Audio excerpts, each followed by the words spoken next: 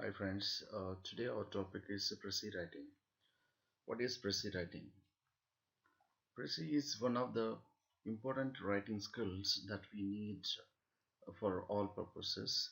We have to pronounce it as Precis, but many people pronounce it as Precis. It is a wrong pronunciation. You should not pronounce it like that. So first part is we have to take care in the pronunciation of that word Precis. So it is a Precis. We have to pronounce it as Precis. What is Precis? A Precis is a brief summary or an abstract of a given passage. So, what is the length of the précis? As such, there is no hard rule that this is the length of the précis.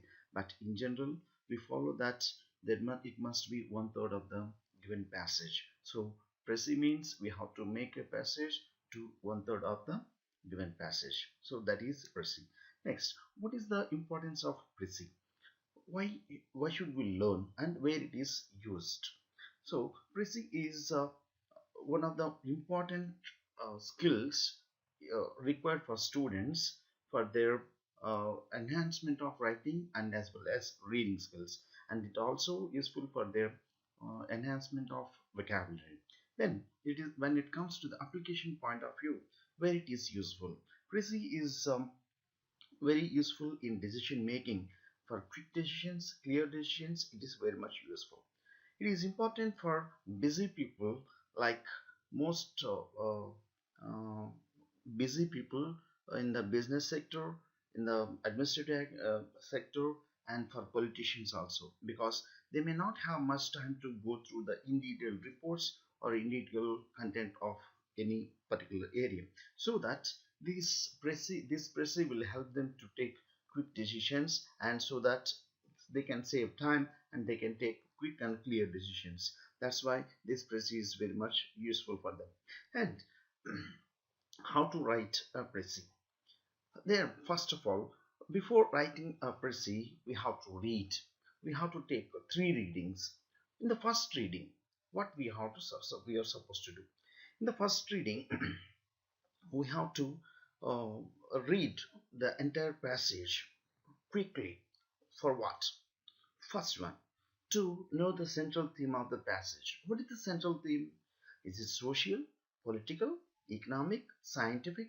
What is the central theme of the passage? So for that we have to read. That's first one.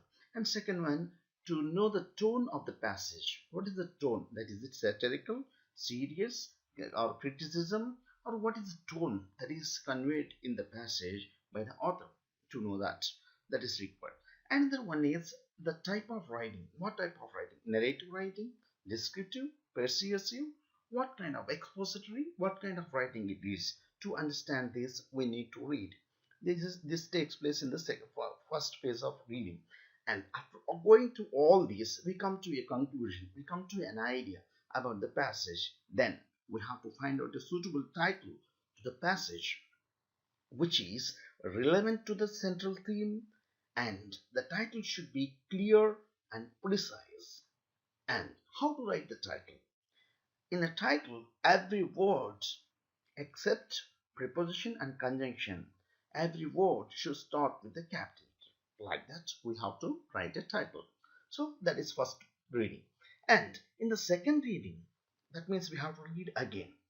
In the second reading, we have to eliminate certain points or certain things. Why should we eliminate? Because the given passage we have to make it as one third, so that in the second reading we have to eliminate certain parts. What are the things we have to eliminate? First one is redundancy, that means repetition, and any repetition of particular ideas or exercises, examples, illustrations, quotations, anecdotes, figures of speech, and any other irrelevant information which is mentioned in the passage that we have to identify and eliminate. Okay, then this is for second reading. After eliminating this thing, we get the core part of the passage. The core part we have to make it in we have to make it a note, and we have to keep that core content in proper order. In proper order in the sense, we have to ensure that it has coherence, it has logical thought, it has clarity of information, proper beginning, proper ending. Okay, so we have to make a note like that. And the third reading takes place.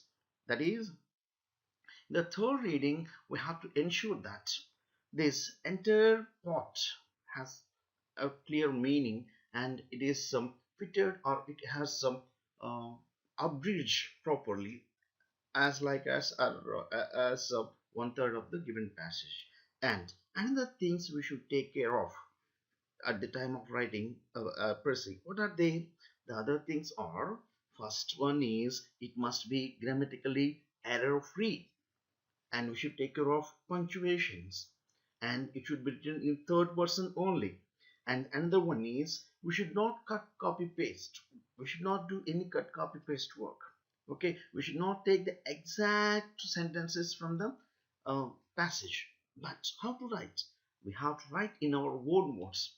There you stand, there, that shows your potentiality, that shows your skill. There you apply your vocabulary, there you use your idea. So it must be your own work, it should present that, that is your own composition. So like that we have to write this Prezi. So don't think that Prezi means copying different sentences and keeping it and making it one third. It's not like that.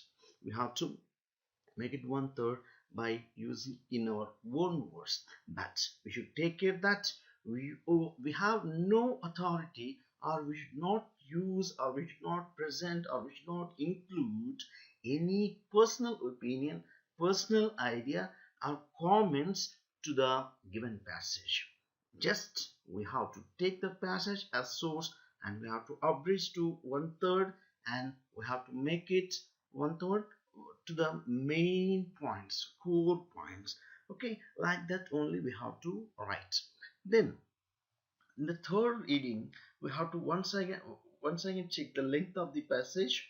How is the per se right, clear, and understandable? Like that, we have to ensure in the third reading. So, like that, we have to write a Prezi. So that's about Prezi. Thank you.